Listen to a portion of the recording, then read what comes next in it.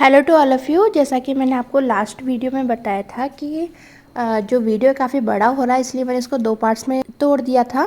ठीक है, तो जो फर्स्ट पार्ट है वो पब्लिश कर चुकी हूँ। अब हम उसी के आगे कंटिन्यू करते हैं। इसके पहले की वीडियो में हमने TCP/IP की वर्किंग समझी थी, इंटरनेट की वर्किंग समझी थी।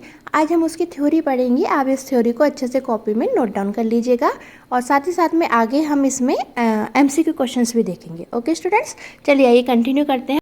जब भी कोई भी कंप्यूटर आपका इंटरनेट से कनेक्ट होगा तो वो यूज़ करेगा किसका? TCP/IP का। ठीक है, तो हमने यहाँ पे लिखा है in internet environment every computer use a protocol. Internet पे जुड़ने वाले प्रत्येक कंप्यूटर एक प्रोटोकॉल का यूज करता है और उस प्रोटोकॉल को हम TCP/IP कहते हैं। तो ये बताए TCP ये कह रहा है कि आपका जो भी मैसेज है यहाँ पे, उस पूरे मैसेज को आप क्या कर दो? छोटे छोटे भागों में बांट दो। तो ये सारे के सारे मैसेज जो है वो छोटे छोटे भागों में बंटते हैं और छोटे छोटे भागों में बंटने के बाद ही वो कहाँ पर पहुँचते हैं? डेस्टिनेशन पर पहुँचते हैं। तो हमने यहाँ पर लिखा है, देखो, when ever you will message through internet, जब भी आप इंटरनेट पे कोई मैसेज को भेजते हैं तो TCP क्या करता है? TCP divides the data. TCP आपके डेटा को डिवाइड कर देता है, यानी बांट देता है। और किस में बांट देता है? पैकेट्स में। तो आप यहाँ पे अपनी कॉपी में पॉइंट लिख लो कि इंटरनेट पे प्रत्येक कंप्यूटर TCP/IP प्रोटोकॉल की मदद से ही कनेक्ट होता है। TCP/IP प्रोटोकॉल में TCP हमारे मैसेज को, यानी जो भी सेंडर मैसेज भेज रहा है उस मैसेज को छोटी छोटी यूनिट्स में बांट देता है और इन छोटी छोटी यूनिट्स को हम पैकेट कहते हैं, है ना। ये यहाँ पे लिखा हुआ है, ये आप लिख लीजिए कि TCP जब सेंडर के पास से मैसेज को ट्रांसफर करेगा तो वो पूरे डाटा को या पूरे मैसेज को छोटे छोटी यूनिट्स में बांट देगा और इन छोटी छोटी यूनिट्स को हम पैकेट कहते हैं। ठीक है, तो TCP ने तो क्या किया? इन छोटी छोटी यूनिट्स में मैसेज को बांट दिया।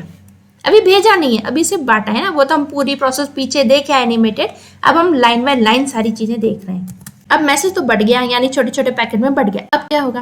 अब फिर से रोल निभाता है आपका IP एड्रेस। खैर IP एड्रेस की आपके को मैं बता चुकी थी, इतना डीप में मैंने यहाँ पे लिखा नहीं क्योंकि जरूरत नहीं है लिखने की। तो IP के बारे में बता चुकी थी कि IP एड्रेस क्या करता है? जो डिवाइस होती है उनका एक यूनिक एड्रेस तैयार करता है। सपोज इसका मैं यूनिक एड्रेस 32 दे देती हूँ और इसका यूनिक जो एड्रेस है सपोज मैं 55 दे देती हूँ। ठीक, तो जो IP प्रोटोकॉल है उसका काम तो है कि डिवाइसेस को एक तो IP एड्रेस दे देना। जब IP एड्रेस दे दिया तब जब डिवाइस एक जगह से दूसरी जगह मैसेज कर रही है तो IP प्रोटोकॉल जो है वो क्या करता है? इन दोनों के बीच में एक मजबूत लिंक बना देता है। यानी IP प्रोटोकॉल का काम होता है कि डिवाइसेस को यूनिक एड्रेस दे देना और डिवाइसेस के बीच में एक मजबूत लिंक बना देना ताकि इनके ऊपर हमारा मैसेज अच्छे से ट्रैवल कर सके। फिर TCP/IP क्या कर रहा है? TCP/IP हमारे मैसेज को छोटे छोटे टुकड़ों में बांट रहा है, यानी छोटी छोटी यूनिट्स में बांट रहा है और इन छोटी छोटी यूनिट्स को हम कहते हैं पैकेट। ठीक है, ये TCP ने छोटे छोटे यूनिट्स में बांट दिया। अब काम फिर से आता है IP एड्रेस का। IP एड्रेस करता है क्या? देखो, बेसिकली जब भी आप किसी को मैसेज भेजते हो तो आप क्या करते हो? आपके पास बकायदा, जैसे मान लो आप किसी को लेटर भेज रहे हो तो आपके पास जो एनवलप होता है या आपके पास जो लेटर होता है वहाँ पे आप क्या करते हो? 2 एड्रेस लिखते हो। एक एड्रेस तो लिखते हो कि भाई टू करके आपको किसको ये मैसेज भेजना है, ठीक है, और एक एड्रेस आप लिखते हो खुद का कि किस व्यक्ति ने इस मैसेज को भेजा है। ठीक है, तो आप क्या करते हो? एक तरीके से लेबल कर देते हो, है ना। लेबल यानी आप एड्रेस लिख के लेबल कर देते हो, जिससे ये सुनिश्चित हो जाता है कि इस लेटर को पर्टिकुलर जगह पे ही पहुंचना है। इसी प्रकार TCP तो टुकड़े कर दिए मैसेज के, तब इस IP ने दोबारा से काम किया, यानी इंटरनेट प्रोटोकॉल ने दोबारा से काम किया। इंटरनेट प्रोटोकॉल ने क्या किया? जितने भी मैसेज टूट गए ना, इन सभी मैसेजों में क्या लगा दिए? इसने एड्रेस लगा दिए इन सभी पैकेट्स में। यानी कि ये जो आपका मैसेज है ना पूरा, जो कि आपका छोटे छोटे पैकेट्स में टूट गया, इन सभी पैकेट्स में वो क्या कर देता है? एड्रेस लगा देता है। सभी पैकेट्स में एड्रेस लगा देगा, सोर्स का भी और डेस्टिनेशन का भी, यानी जिसने डाटा भेजा है उसका भी और जिसको प्राप्त होगा उसका भी, दोनों का एड्रेस वो यहाँ पर लगा देता है। ठीक है, तो प्रत्येक पैकेट में क्या हो जाता है? ये एड्रेस लग जाता है। ऐसा क्यों होता है? क्योंकि देखो, बेसिकली जो पैकेट है एक फिजिकल तौर पे तो जा नहीं रहे, आभासी तौर पर जा रहे हैं, यानी कि एयर में जा रहे हैं। अब जब ये पैकेट एयर में जाते हैं तो इनका कुछ फिक्स नहीं है कि ये मतलब एक लाइन से ही चलेंगे, बिल्कुल लाइन बनाते हुए चलेंगे पूरे डिसिप्लिन में, ऐसा नहीं है। देखो आप सभी जानते हो कि इंटरनेट तो है वो पूरी दुनिया में फैला हुआ है ना, तो पूरी दुनिया में इसकी वायरिंग फैली हुई है। तो ऐसा नहीं होता कि आप सपोज आप यहाँ से डाटा भेज रहे हो और आप यहाँ पर भेज रहे हो, तो ऐसा नहीं होता कि आपके पैकेट बिल्कुल रेलगाड़ी की तरह छुक छुक करते हुए एक जगह से दूसरी जगह चले जाएंगे, ऐसा नहीं होगा। आपके जो पैकेट है ना, ये जो अलग अलग बढ़ गए, कोई पैकेट तो इस तरीके से ट्रैवल करता हुआ यहाँ पर पहुंचेगा, कोई पैकेट इस तरीके से ट्रैवल करता हुआ पहुंचेगा, कोई पैकेट सीधा पहुंच जाएगा, कोई पैकेट मान लो और भी ज़्यादा घूमता फिरता पहुंच जाएगा। पैकेटों का कोई फिजिकल सही एग्जैक्ट लोकेशन नहीं होता कि बिल्कुल रेलगाड़ी की तरह सीधे सीधे पहुंच जाएंगे। वो एयर में मूव करते हैं और एयर में वो कहीं पर भी एक आजाद पंछी की तरह उड़ते हुए डेस्टिनेशन पर पहुंचते हैं। ठीक है, तो इसलिए प्रत्येक पैकेट के साथ क्या लग गया, एड्रेस लग गया, ताकि पैकेट इधर उधर खोए नहीं, है ना। पैकेट को पता रहे कि भाई मुझे कहाँ जाना है, मेरी मंजिल कहाँ पर है, इसलिए प्रत्येक पैकेट के साथ एड्रेस लगा दिया जाता है। और ये एड्रेस कौन लगाता है, आईपी, है ना। आईपी प्रोटोकॉल जो है वो प्रत्येक पैकेट में क्या कर देता है, एक एड्रेस लगा देता है। एड्रेस लगाने से एक तो ये तय हो जाता है कि इस पैकेट को अगले डेस्टिनेशन तक ही पहुंचना है। अब क्या हुआ, हमने ये देख लिया कि भाई ये छोटे छोटे पैकेट्स हैं और इन सब पैकेट्स में क्या लगा हुआ है, एक तो मैसेज है, यानी जो छोटे छोटे भाग हैं मैसेज के वो हैं। जैसे मान लो किसी का मैसेज ABC था, तो मान लो एक पैकेट में A है, दूसरे पैकेट में B है और तीसरे पैकेट में क्या है, C है। तो इनके हेडर में क्या लगा हुआ है, एड्रेस लगा हुआ है। ठीक है, तो अभी हमने पहले भी डिस्कस किया था एनिमेटेड वीडियोस के थ्रू कि भाई ये पैकेट ही क्या होंगे, डेस्टिनेशन तक पहुंचेंगे। तो जब ये डेस्टिनेशन पर आएंगे तो सीधी सी बात है भाई, टुकड़ों में चलें तो यहाँ पर भी वो क्या होंगे, टुकड़ों में ही आएंगे। तो क्या होता है डेस्टिनेशन पर भी काम हमारा टीसीपी करता है। टीसीपी का क्या करता है कि इनके अंदर पहले तो हेडर लगे थे, हर एक पैकेट के आगे हेडर लगे थे ना, उन हेडर्स को वो क्या कर देता है, रिमूव कर देता है। उन हेडर्स को वो क्या कर देता है, रिमूव कर देता है। और रिमूव करने के बाद इन पैकेट्स को दोबारा से जोड़ देता है ना। जो भी आपका पैकेट थे ना, छोटे छोटे भाग थे, उनको दोबारा से एक मैसेज के रूप में रीअसेंबल करता है और रीअसेंबल करके ओरिजिनल मैसेज वो डेस्टिनेशन तक पहुंचा देता है। और टीसीपी का एक और काम यहाँ पर, वैसे मैं पहले बता चुकी हूँ, यहाँ पे डिस्कस नहीं किया, यहाँ पे लिखा हुआ है लॉस्ट और डैमेज। यानी कि टीसीपी क्या करता है, डेस्टिनेशन के कंप्यूटर पे जब पैकेट्स को ले आता है ना सारे के सारे, तो मान लो कोई पैकेट लॉस हो गया हो या डैमेज हो गया हो, उसको वापस रिकवर भी कर देता है। यानी आपका मैसेज किसी भी कीमत पे वो खोने नहीं देता। दूसरी बात, प्रॉपर जिस डेस्टिनेशन का मैसेज है वो उसी डेस्टिनेशन पर मैसेज लेकर आता है। तो ये तो आपने वर्किंग देख ली। आगे देख लेते हैं कि टीसीपी आईपी प्रोटोकॉल काम कब करेगा आपके कंप्यूटर में।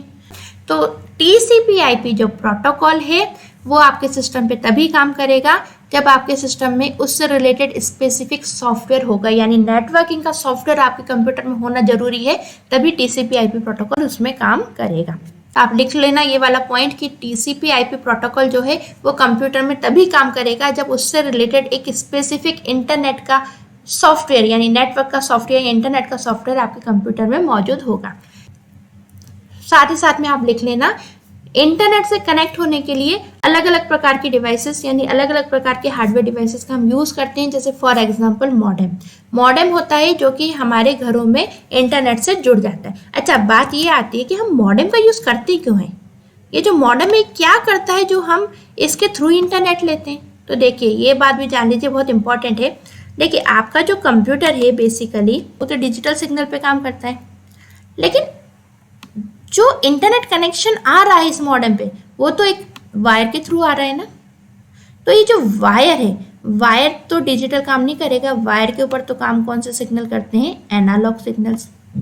ठीक है, अब क्या होता है, मॉडेम काम क्या करता है, मॉडेम ये करता है कि जो बाहर से आने वाले एनालॉग सिग्नल्स हैं उनको वो डिजिटल फॉर्म में कन्वर्ट कर देता है, और डिजिटल फॉर्म में कन्वर्ट करने के बाद वो कंप्यूटर में उन सिग्नल्स को पहुंचा देता है। साथ ही साथ में मॉडेम क्या करता है, आपके कंप्यूटर से यदि कोई सिग्नल बाहर जा रहे हैं तो कंप्यूटर से तो सीधी सी बात है डिजिटल ही निकलेंगे। तो मॉडेम क्या करता है, डिजिटल सिग्नल्स को भी बाहर भेजने के लिए उनको वापस से पुनः एनालॉग में कन्वर्ट करता है।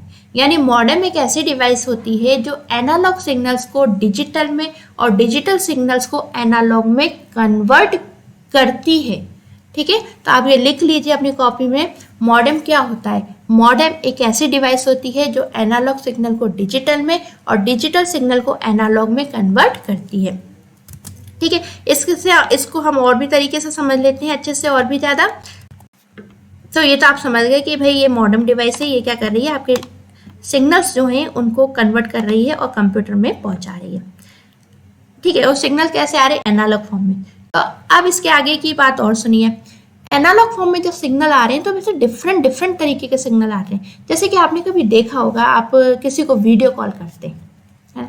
तो अगर आप किसी को वीडियो कॉल करें तो अगले की पिक्चर भी आपको दिख रही है, अगले की वॉइस भी आपको सुनाई दे रही है। जो भी अगला व्यक्ति एक्टिंग कर रहा है, जिस भी तरीके से वो प्रेजेंट है सामने, वो सारी की सारी चीजें आपको दिख रही हैं।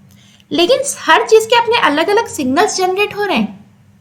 ठीक है, उसके फेशियल एक्सप्रेशंस के अलग सिग्नल्स जनरेट हो रहे हैं, उसकी वॉइस के अलग सिग्नल्स जनरेट हो रहे हैं। यदि आप वीडियो देखते हैं ना, तो वीडियो में जो पिक्चर्स आपको दिख रही हैं उनके अलग सिग्नल्स जनरेट होते हैं, और जो बोला जा रहा है या गाया जा रहा है या जो टोन है, उनकी जो पिच है, उनके भी क्या होते हैं, अलग अलग सिग्नल्स जनरेट होते हैं। तो बेसिकली बाहर की दुनिया से यानी वायर के थ्रू तो क्या होते हैं, हमारे पास अलग अलग सिग्नल्स आते हैं।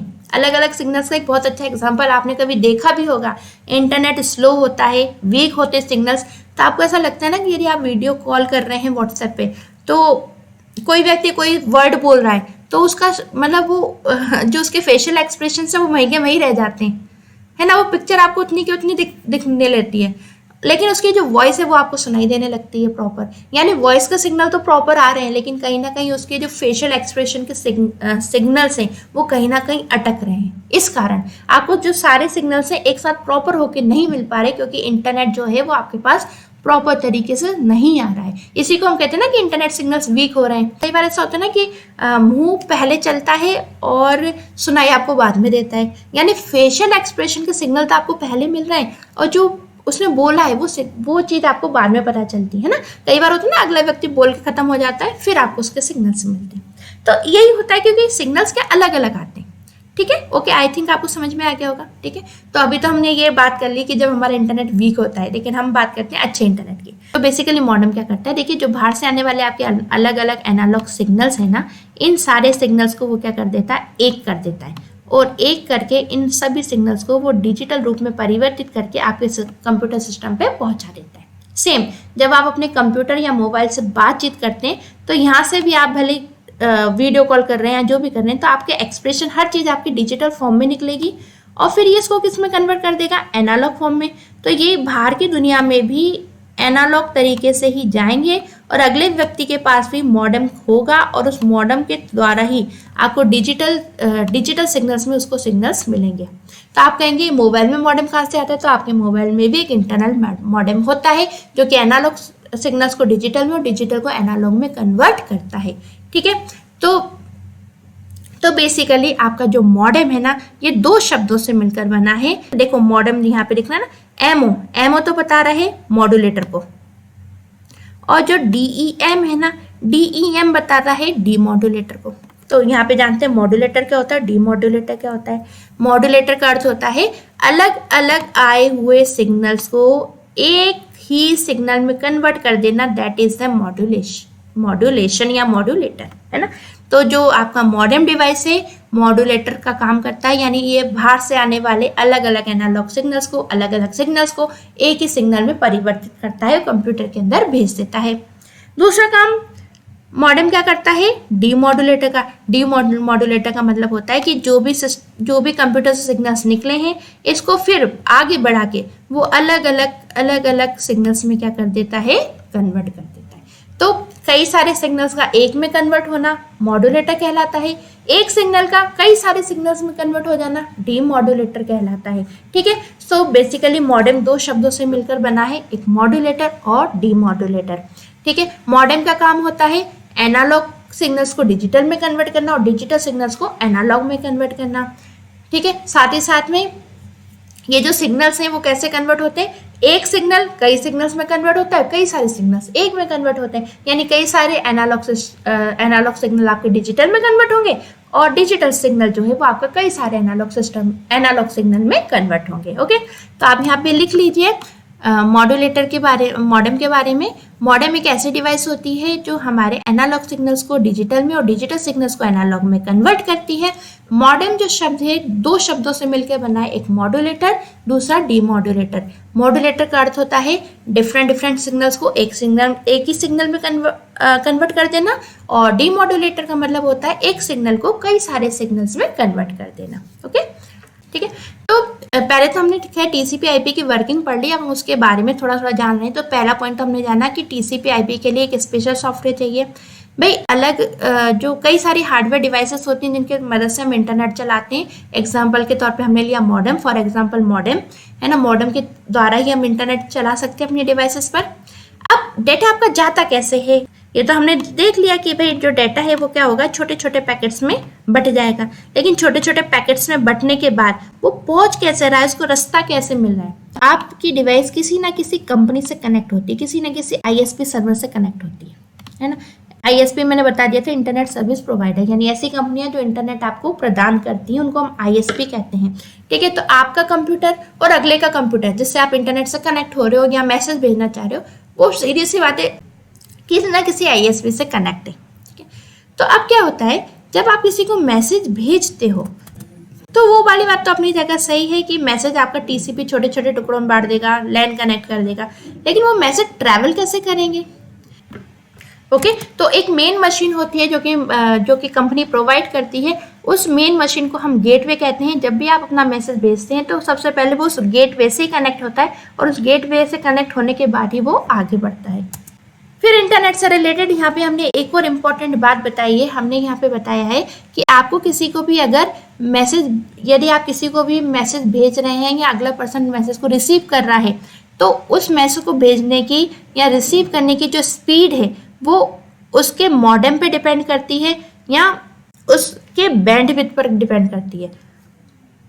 बैंडविड्थ का अर्थ होता है कि डेटा लाइन की कैपेसिटी, यानी आप एक समय में आपके पास किस स्पीड से डेटा आ रहा है, यानी आपकी डेटा को डाउनलोड करने की स्पीड क्या है और डेटा को अपलोड करने की स्पीड क्या है ना। जिस भी तरीके का आप कनेक्शन लेते हैं ना, वही स्पीड से आपके पास डेटा आता है और जाता है। जैसे रिचार्ज तो आप सभी कराते होंगे, तो जब आप रिचार्ज कराते हैं तब आता है ना कि इतने kbps तक की स्पीड में आपके पास डाटा आएगा, इतने kbps तक जाएगा, इतने kbps के बाद आपका डाटा स्लो हो जाएगा। तो ये जो इतना kbps, इतना GB, इतना MB, ये क्या है, ये डाटा की कैपेसिटी है, डाटा लाइन्स की कैपेसिटी है। ठीक है, तो जैसा भी आपका बैंडविड्थ है उसके आधार पर आपका मैसेज का आना और जाना डिपेंड करता है। चलिए इंपॉर्टेंट क्वेश्चंस डिस्कस कर लेते हैं। सबसे पहला क्वेश्चन है, TCP IP divides the data into unit is called, यानी जो टीसीपी है वो जब बड़े डेटा को छोटे छोटे यूनिट्स में, छोटे छोटे भागों में बांट देती है, तो हम उस चीज को क्या कहते हैं, तो हम उस चीज को कहते हैं पैकेट। नेक्स्ट क्वेश्चन देख लेते हैं। नेक्स्ट क्वेश्चन कह रहा है कि जितने भी कंप्यूटर हैं इंटरनेट से, वो कनेक्ट होने के लिए किस प्रोटोकॉल का यूज करते हैं, तो वो सारे कंप्यूटर्स कनेक्ट होने के लिए यूज करते हैं टीसीपी आईपी प्रोटोकॉल का।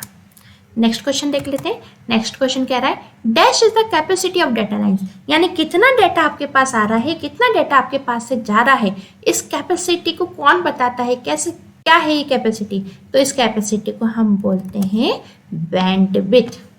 देखिए ब्रॉडबैंड तो क्या है, यहाँ पे ब्रॉडबैंड लिखा हो, ब्रॉडबैंड तो कनेक्शन है। आप ब्रॉडबैंड कनेक्शन लेते हो और उस ब्रॉडबैंड के आधार पे ही आप क्या करते हो, बैंडविड्थ सेट करते हो कि हमें इस स्पीड से डाटा चाहिए। तो जो भी आपने बैंडविड्थ ली है, जो भी स्पीड आपने पसंद की है, जिसके भी आपने पैसे दिए, उसी आधार पे आपको डाटा आपके पास आता है और आपके पास से डाटा जाता है ना। मैंने आपको बताया था ना कि मॉडेम के बारे में आप यहाँ से लिख लेना, तो यहाँ से आप मॉडेम का पूरा नाम लिख लेना। तो मॉडेम का पूरा नाम होता है मॉड्यूलेटर एंड डीमॉड्यूलेटर, आप यहाँ से लिख लेना। और मॉडेम क्या होता है ये मैं आपको बता चुकी हूँ, समझा चुकी हूँ। ओके फ्रेंड्स, तो ये थे हमारे आज के वीडियो लेक्चर। कुछ इंपॉर्टेंट क्वेश्चंस भी थे, कुछ अच्छी बातें भी आपको पता चली। नेक्स्ट वीडियो लेक्चर अपन पढ़ेंगे जिसमें अपन WWW के बारे में जानेंगे। ओके फ्रेंड्स, वीडियो लेक्चर कैसा लगा प्लीज़ कमेंट बॉक्स में ज़रूर बताइएगा। Thanks for watching.